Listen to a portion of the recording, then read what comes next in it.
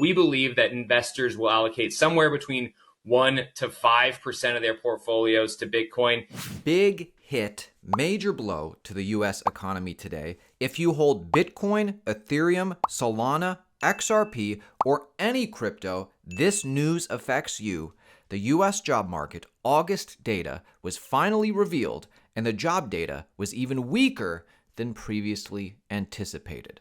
Economists were already expecting an unimpressive set of data for the August jobs report. The actual numbers came in far worse. Just 22,000 jobs were added in August compared to the expectations of 76,500 new jobs. And then June's revised job numbers turned out to be worse than what was reported originally, shedding 13,000 positions, now negative, and making the first time since the pandemic that the economy actually lost jobs. Now, with so much uncertainty in the US market, not to mention crypto itself with Bitcoin and Ethereum, it seems the mainstream media is bringing out their best. Monday morning, both Michael Saylor and Tom Lee will be on CNBC. Here, Tom Lee retweeted Altcoin Daily saying, "Get ready for the show." Monday, Michael Saylor, Tom Lee, Glenn Hutchins, Leon Cooperman, Squawk 30, Monday 6 a.m. Eastern, and streaming on CNBC+. Hey, Altcoin Daily on X is very close to 2 million followers. Right now we have 1.95, very close to 2 million. I'm going to leave a link to our Twitter. Make sure you follow us. If you follow us on Twitter before 2 million, you are early. Rate cuts are coming soon. This will be a huge catalyst. I think the numbers being what they are, it's more likely that this happens sooner rather than later. And don't forget, yes, crypto is consolidating right now. Yes, the US stock market is consolidating right now. That doesn't change the fact that we are in a new bull market, according to Tom Lee. I like that he doesn't just say it flagrantly, seemingly on a whim in this clip. He takes the time to explain exactly why we are in the start of a new bull market. He's talking about the broader US market here, but this carries forward to crypto. Listen. Why is this the start of a new bull market, given we've had such a good 3 years in this current bull market? Yes. I think what we have to think about is definitions, because early April was a low and the market made a sizable move. And so, and I congratulate your audience, because I know we talked about that. You know, it was you and your group that was buying stocks at that level and already benefited from a 33% move. But the institutional world operates really very differently. That they would have viewed that April low as a period where they were forced to de-risk because volatility was high and uncertainty was high. And, you know, in general, institutional investors cannot buy when they have those parameters, right? When they don't have visibility and there's volatility. So they de-risked. But their all clear signal comes when a couple of things happen. Either the clarity returns, but as you know, a lot of people will be on television and saying that we still don't have that clarity because we don't know if we're through the inflation surge or a tariff's going to hurt the economy. So the visibility is not there. But then they have a second way of actually becoming willing to buy stocks again, which is you break an all-time high. And then in their minds, that's a new bull market. So that's what happened, is that in June of this year, the markets made a new all-time high. And then in July, and then just this month in August, we had the breakaway move, you know, towards 65, almost 6,600. And so the reason that's called a new bull market, and I think it is probably correctly to put it that way, is not only did we have a de-risking correction from February to April, like people literally, you know, liquidated their positions, but we also have not seen the positive benefits of two things yet. A dovish Fed, because the Fed has been on hold.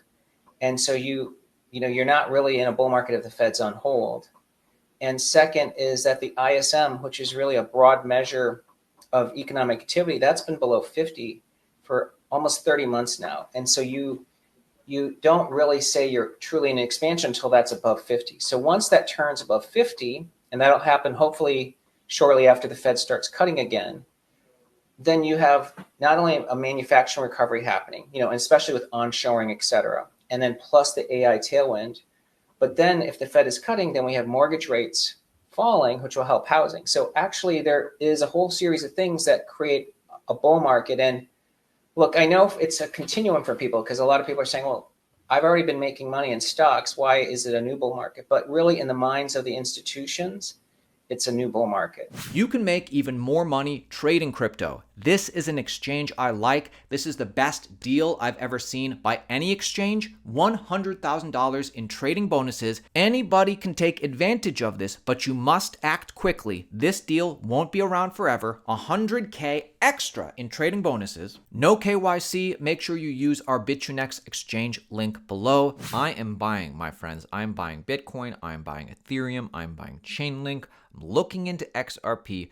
The fact is this, more and more people are coming around and realizing that when you really start to understand Bitcoin, you're a constant buyer. Listen. When you really understand it, you're constantly a buyer.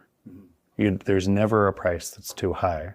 I buy in the low, I buy in the high, I constantly, because I don't think about the piece of paper that's being manipulated. Right. You are being fooled if you don't see how bullish Bitcoin and crypto markets are. We're at a major setup right now, getting ready for that next leg up. Bitwise's chief investment officer says Bitcoin should be at $200,000 by now. Once suppression is removed, it's a coiled spring. There has been so much fundamentally positive news, and it's just been buried sort of in the background. We've caused ourselves to ignore it. There's the strategic Bitcoin reserve, there's the SEC pulling back on essentially every lawsuit. There's progress on stablecoin legislation. There's talk of market structure legislation. There was the White House crypto summit.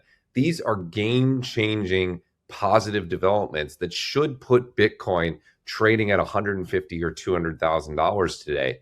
It's been suppressed because in the short term, this overhang of the economic uncertainty is weighing on the markets. I think if that is released, we're at new all-time highs quickly, and we're on our way to where I think we'll be at the end of the year, which is Bitcoin 200,000. So I think there's been this sort of suppression of really good news. If that suppression is removed, I think it's a coiled spring. So in that scenario, I think we do exceptionally well. Is there anything else that needs to happen to get us to Bitcoin at 200K by the end of the year? I don't think so. You have these three horsemen of insatiable demand for Bitcoin. You have the ETFs, which I continue to think will have strong net flows this year. You have companies. We saw MicroStrategy buying more Bitcoin. I think the number of companies buying Bitcoin is going to triple this year. I think the game theory is on. It's slower than people maybe want in this impatient crypto world, but I think countries around the world are going to be buying Bitcoin. So there's structurally more demand than supply in Bitcoin. I think all we need is to release this sort of economic gloom that's hanging over us. If we do that, I think it's straight to the races. Here, a different person on leadership at $15 billion Bitwise tells CNBC that $5 trillion in buying pressure is coming to Bitcoin. He literally has insider info, so when he says this, I tend to believe him. Every day at Bitwise, we talk to institutional investors. These are RIAs, hedge funds, family offices, high net worth individuals, and the pattern continues to emerge that more and more of these investors are starting with a 1% allocation to Bitcoin as they build their portfolio. And then what we've seen time and time again is those 1% allocations ladder up to 2, 3, 5%. Now, many investors that we're speaking to have a much larger allocation than that, but we believe that investors will allocate somewhere between 1 to 5% of their portfolios to Bitcoin. If you just take a step back and think about how Bitcoin has a 21 million supply, or how Bitcoin has a 21 million fixed supply. And if you think about what a 1 to 5% allocation would be for the 100 trillion institutional investment space, that's 1.5 trillion of additional buying pressure for Bitcoin over the next 10 years. And that's why we think there will be a continued sustained supply and demand imbalance that will drive the price higher. Crypto whales and institutions are literally gobbling up Almost 1 billion in Ethereum in just 2 days. People don't realize that this is what's going on in altcoin land now. Things have changed. Again, insiders like Tom Lee, he's part of Fundstrat, he's part of Bitmine, he's Wall Street at large. He is an insider on Wall Street. He knows what's going on. He sees what's happening with Ethereum. That's the reason he himself is buying so much personally. He sees Ethereum is still bullish in the short term. Ethereum is extremely bullish going into end of year. Still maintains that Ethereum could hit $10,000 in 2025. Price targets for end of year for Ethereum and the S&P 500 and your logic for those two. Yeah, I think Ethereum, by the end of the year, I think it should be closer to 10 to 12,000 for ETH. But it's because, most of the move in crypto does come in the fourth quarter. So if you're up 35% year to date, well, if you're going to be up 200%, it's going to all happen in the next few months. And for the S&P, if the Fed follows through and begins to cut, which is our expectation, and then we get a drop in mortgage rates and the ISM turning up, and therefore financials really begin to participate, I think that's why we get to 6,800 or so on the S&P. So still a lot of upside. Of course, as you know, September is the month everyone's going to be worried about. So that's a month where you might get a pullback, but you need to be buying that dip. So the seasonal weakness in September, you would say, would just be another opportunity.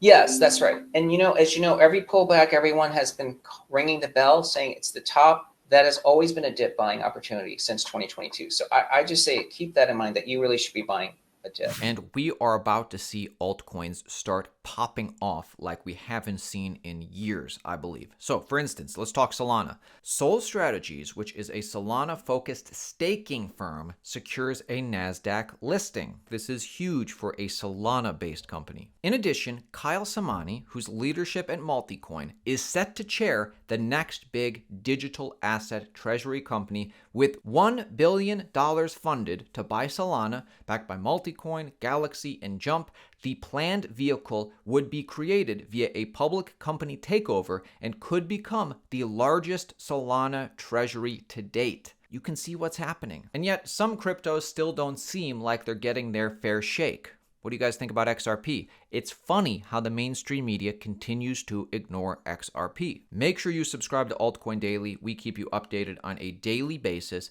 I'm so bullish on the future of this space. Yes, I am buying here. My name is Aaron. I hope you take this journey with us. Subscribe to Altcoin Daily and watch every day. See you tomorrow.